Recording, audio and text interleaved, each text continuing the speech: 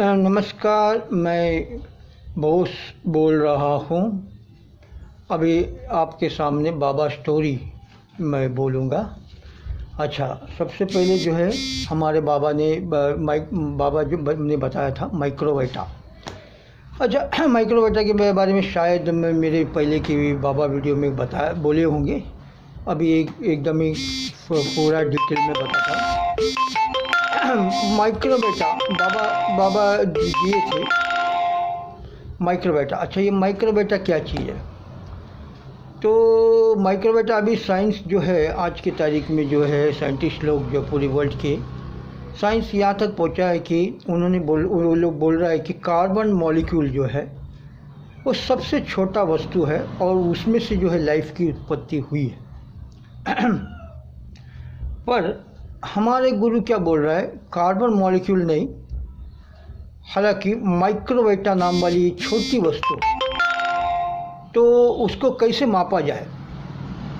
तो उसमें जो है एकदम सूक्ष्म है, और जो सूक्ष्म नहीं है वो आपको एकदम ही पावरफुल माइक्रोस्कोप के नीचे देख सकता है।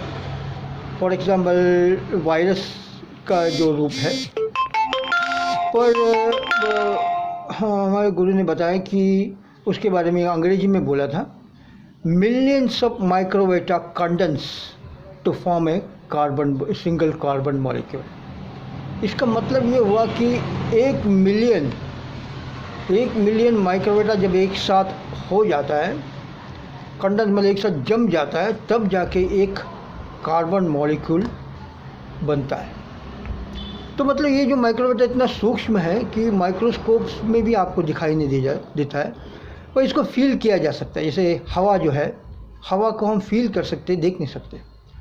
तो ये माइक्रोवेटा अभी महामारी जो आए थे अभी आज की तारीख में, जो कोरोना, ये भी एक माइक्रोवेटा है। माइक्रोवेटा में 3 प्रकार होते हैं, पॉजिटिव, नेगेटिव और न्यूट्रल। तो ये जो वायरस जो है, वायरस एक्चुअली इसको नेगेटिव माइक्रोवेटा बोलते हैं, वायरस नहीं बोलते हैं एक्चुअली। वायरस ये साइंस के लोग बोलते हैं, साइंटिफिक, क्योंकि उन लोग अभी तक रिसर्च करके पता नहीं किया माइक्रोवेटा क्या है। तो ये जो वायरस जो इसको इसमें 3 चीज़ है, एक तो पॉजिटिव, नेगेटिव और न्यूट्रल, ऐसे 3 चीज़ के माइक्रोवेटा है। अभी पहले जो साइंटिस्ट लोग बोलते थे कि भाई दूध को जो दही बनाते हैं लैक्टिक बैक्टीरिया, पर एक्चुअली वो लैक्टिक बैक्टीरिया नहीं है, वो माइक्रोवेटा जो है दूध को दही बनाता है, पॉजिटिव माइक्रोवेटा। और 24 से 48 घंटे के बाद जो है वो सड़ खराब उसमें बास आने लगता है, तो उसमें नेगेटिव माइक्रोवेटा आ जाता है।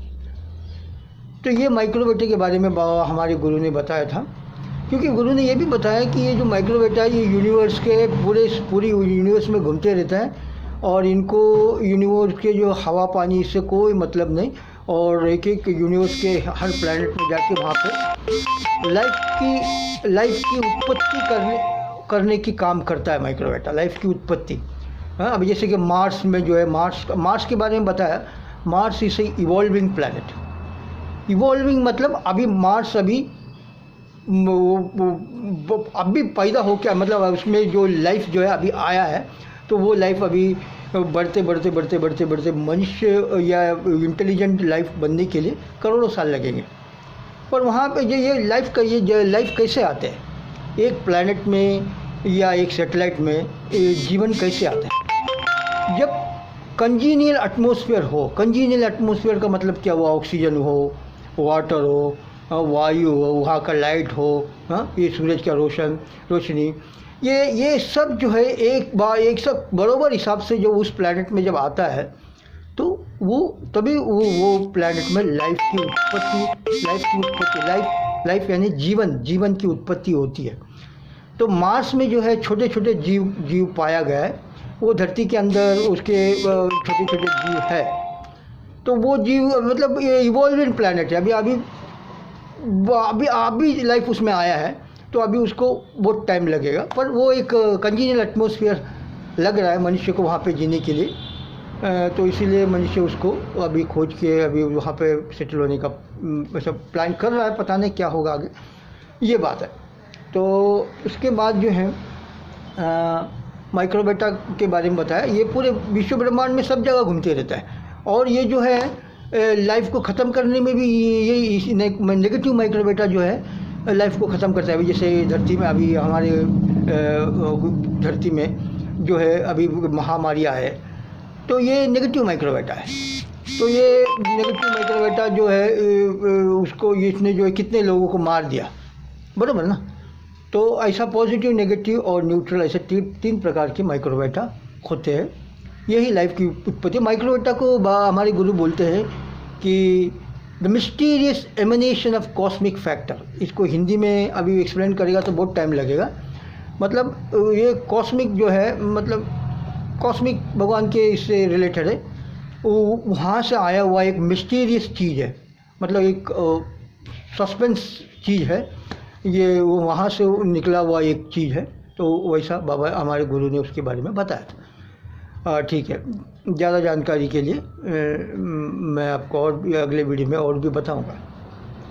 उसके बारे में हमारे बात जो हमारे गुरु ने बोला कि अगर गुरु तो तारक ब्रह्म है, तारक ब्रह्म यानी भगवान का अवतार है। तो सब लोग तो नहीं जानते, सिर्फ जो उनके भक्तगण हैं और जो साधना ध्यान साधना करते हैं वही लोग जानते हैं कि भाई हमारा गुरु जो है अवतार है, भगवान का अवतार है। जैसे श्री कृष्ण अवतार लिए थे वैसे हमारे गुरु भी अवतार ही है। तो वह बोले कि भाई देखो, मैं अगर जन्म नहीं लेता तो अंग्रेजी में वो डायलॉग बोले, this world would have gone to demons. अगर मैं पैदा नहीं होता, अगर मैं धरती पे नहीं आता तो ये जो दुनिया, ये धरती जो है डेमन्स के हाथ में चला जाता, राक्षसों के हाथ में चला जाता। तो ऐसी बात है। तीसरा पॉइंट मैं बताऊं, जैसे मैं मार्स के बारे में बताया कि मार्स एक इवॉल्विंग प्लैनेट है, उसके बारे में तो मैं बता दिया। जुपिटर जो है, जो ग्रह जुपिटर बृहस्पति, ये प्लैनेट ऐसा, इसमें ऑलरेडी लाइफ है और मनुष्य से भी विकसित जीव वहाँ पे है, जो मनुष्य से भी बहुत आगे आगे चल पड़ा है, बहुत आगे हुआ है, वो लोग बहुत डेवलप्ड है। तो वैसे हमारे गुरु ने बताया था।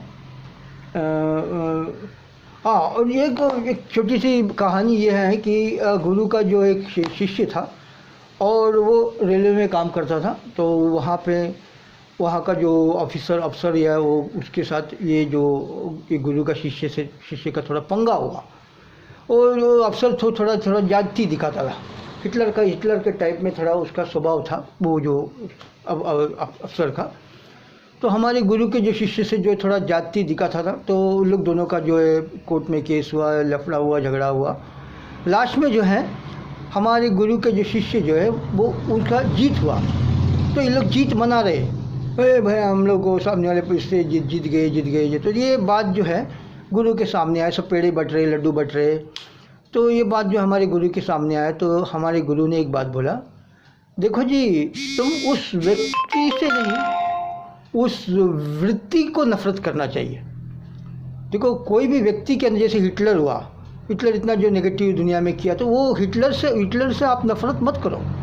उस हिटलर के अंदर वो जो नेगेटिव वृत्ति था, वो जो कचरा था उसके मन के अंदर, तो उस नेगेटिव वो जो वृत्ति है उसको हेट करो, उससे नफरत करो, ना कि उस व्यक्ति से। तो इसीलिए बोलता है कि किसी को भी आप नफरत करने का आपको अलाउड नहीं है, नहीं कर सकते, क्योंकि वो भी भगवान का ही बच्चा है, आप भी भगवान का सृष्टि है। तो कैसे आप उसको नफरत कर सकते? किसी को नफरत नहीं कर सकते। खाली उस वृत्ति को, उसके अंदर की जो बैड क्वालिटी है उसको आप नफरत करो। ऐसा बात बोला है। तो उसके बाद में जो है आपको बताएंगे, ये एक डायलॉग है ऐसा, हरि अनंत हरि कथा अनंता। हरि मतलब भगवान को हरि बोलते हैं। हरि अनंत, हरि तो अनंत है, हरि का कोई लिमिट नहीं, कोई सीमा नहीं है, वो तो कण कण में व्याप्त है। अनंत, हरि कथा अनंता। हरि कथा, हरि का जो कथा है, अभी मैं जो बोल रहा हूँ हरि कथा है, बाबा का स्टोरी है। तो ये अनंता, ये भी अनलिमिटेड है, ये इसका भी कोई सीमा नहीं है, ये भी बहुत अनलिमिटेड है। मैं कितना कहानी बोलते जाऊँ उतना कम है। अभी मैं रोज़ 3-4 वीडियो निकालूँ बाबा स्टोरी के ऊपर, वो भी कम हो जाएगा। इतना इतना मैटर स्टॉक में पड़ा है हमारा गुरु का दिया हुआ। हाँ, तो इसीलिए मैंने ये मेरे को अच्छा, मतलब ये बाबा स्टोरी में बोल रहा हूँ आपके साथ को। तो हरि कथा हरि अनंता। हाँ, ह्यूमन बॉडी इस मिनी यूनिट, हमारा मनुष्य का शरीर जो है एक छोटा सा, ये जो ब्रह्मांड जो है, विश्व ब्रह्मांड, ये अंडाकृति है, मतलब ये मुर्गी का अंडा है ना, उसके उस टाइप में ये ब्रह्मांड है, ये यूनिवर्स ब्रह्मांड। तो बोल रहा है कि हमारा मनुष्य का शरीर जो है ये भी एक अंडा, मिनी यूनिवर्स, एक छोटा ब्रह्मांड है, छोटा ब्रह्मांड है। तो इसमें संस्कृत में एक श्लोक है, यथा पिंडे तथा ब्रह्मांडे। यथा पिंडे मतलब पिंड मतलब शरीर, जैसा शरीर है वैसे, तथा ब्रह्मांडे वैसा ब्रह्मांड है। तो शरीर के अंदर जो जो चलना, जो काम हो रहा है, वो सब जो है ये ब्रह्मांड में भी होता है। तो हमारा जो मनुष्य का शरीर जो है एक मिनी यूनिवर्स, मिनी यानी एक छोटा यूनिवर्स है, छोटा ब्रह्मांड है, ठीक है। उसके बाद जो है खाने के बारे में हमारा गुरु ने बताया था। देखो, जब भी खाना खाएंगे आप 4 आइटम खाना है, 4 आइटम से ज़्यादा हमारे पेट को पचाने का पावर नहीं है। 4 आइटम, फॉर एग्जांपल रोटी, चावल, सब्जी, दाल, बस इतना ही। इसके बाद जो है अचार, चटनी, पापड़, ये सब आइटम में गिना नहीं जाता, नमक, ये सब आइटम में नहीं आता है। तो 4 आइटम खाना है, क्योंकि पेट को जो है हमारे स्टमक जो अभी आप बुफे में जाते हैं 25-26 आइटम होते हैं, सब खाएंगे तो आपको फिर अनडाइजेशन होगा, ज़्यादा खा के मरते हैं। अभी ऐसे बोला है, हमारे गुरु ने बोला है, the rich die of indigestion and the poor die of malnutrition. तो अमीर लोग जो है अनडाइजेशन से जो बीमारी आता है, तो वो बीमारी से अमीर लोग मरते हैं। वो खा खा के कुछ बीमारी आ जाते हैं, वो एक्सरसाइज नहीं, ये नहीं, वो नहीं, ब्लड पर बीपी, डायबिटीज़ और बहुत सारी बीमारी जो है ज़्यादा ओवर खाने से आता है। और जो पुअर जो है, जो गरीब लोग हैं, die of malnutrition. Malnutrition मतलब खाना पूरा नहीं मिल रहा है, तो उससे शरीर को जो है, शरीर की जो आपको ज़रूरी है, आपको विटामिन, मिनरल, कैल्शियम, वो जब नहीं मिलता उसको माल न्यूट्रिशन बोलता है। तो वैसा माल न्यूट्रिशन होके उसकी कमजोरी से कुछ बीमारी आके मर जाता है गरीब लोग। अमीर जो है खा खा के ओवर ईटिंग, खाना पीना और सोना, तो उससे जो है वैसे उससे जो बीमारी आके मर जाता है, बीमारी आके वैसे मरता है। तो 4 आइटम जो है आपको खाना है, जैसे मैं पहले बताया था, ज़्यादा वो। और खाना जब खाएंगे तो आधा पेट खाना, और क्वार्टर, 1/4 आपको जो है पानी, और 1/4 जो है हवा, ऐसा खाना है। पूरा पेट एकदम टोटली भर नहीं देना है। और उसके बाद अभी वीडियो बहुत लंबा हो रहा है, और एक खाने के बाद जो है एक टाइम खाया तो मिनिमम 4 घंटे का गैप रखना चाहिए, क्योंकि उसको डाइजेस्ट होने के लिए, हजम होने के लिए 4 घंटे का गैप रहता है। तो नमस्कार जी, वीडियो बहुत लंबा हो रहा है। परमपिता बाबा की जय। थैंक यू, धन्यवाद।